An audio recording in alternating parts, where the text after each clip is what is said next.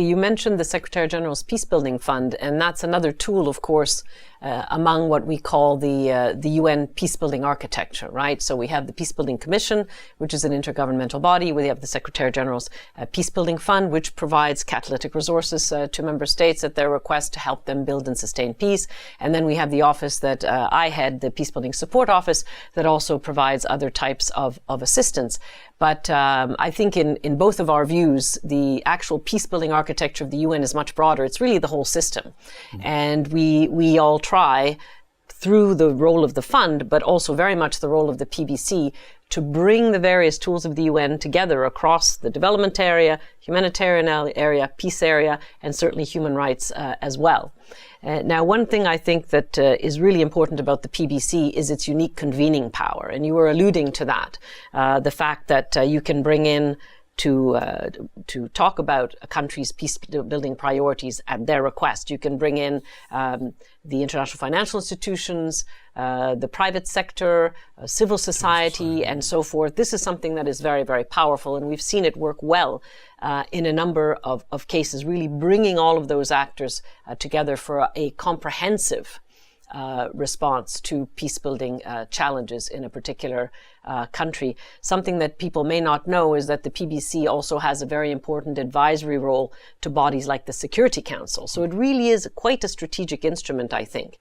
Now, we have something coming up this year and then next year that's quite important. On the one hand, we have the Summit of the Future in the fall, which is going to be a head of state and government level meeting here at the UN, very important, trying to use it to see how we can make the UN, but I would say more broadly, human society fit for purpose, given all of the challenges we have, not just in the peace and security field, but more broadly. And they are looking at peace and security issues, of course. And one of the big ideas that I believe will be committed to by our heads of state and government is the idea of a much stronger PBC. And next year we have the review of this architecture that I was just describing here to see how we can further strengthen these tools that we have. What would you like to see in terms of a strengthened PBC? We have already a good basis upon which we can work. I would like to see a stronger PBC. I think that one problem that we have been facing for years now is that the main face through which world public opinion sees the United Nations is the Security Council. Mm. The Security Council, with all its paralysis, all its confrontation, all its ineffectiveness in dealing with many of its challenges, this is the face that most people see as the UN face. I would very much like to see that the PBC becomes that face. I mean, peace building and conflict prevention,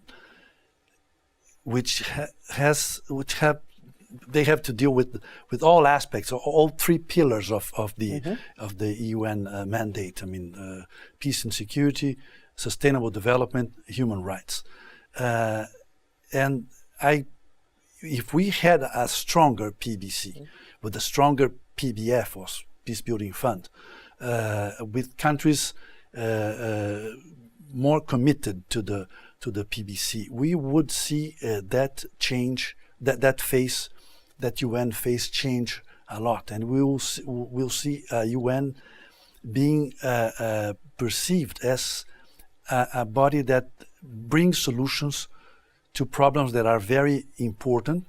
I mean, the consolidation of peace after conflicts or the prevention of conflicts. This is what the UN is all about. I mean, and you get that not only through measures of related to security. You get that by promoting sustainable development. You get that by promoting human rights. You get that by promoting institutional strengthening of countries. And I think that all this is part of the PBC's mandate, and it's part of what the PBC can do with its mandate. So what we have to do with this next peace building architecture review, which is done every 5 years, is to try to get a product that would respond to these needs. I mean, we need to show good results, the results that the Security Council is not getting in its area of action.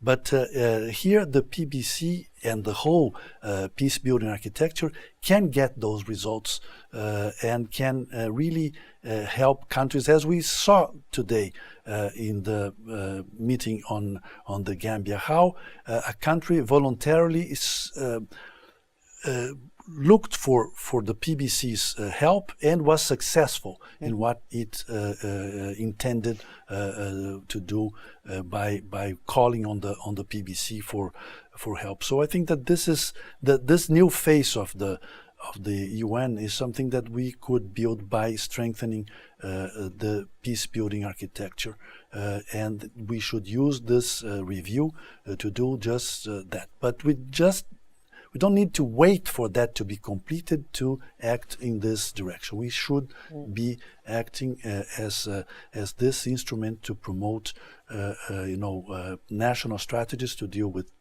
peace building and conflict prevention, and help those countries as much as we can, as we as PBC, PBF, the PBSO, countries individually, regional organizations. Everybody can add up in this task.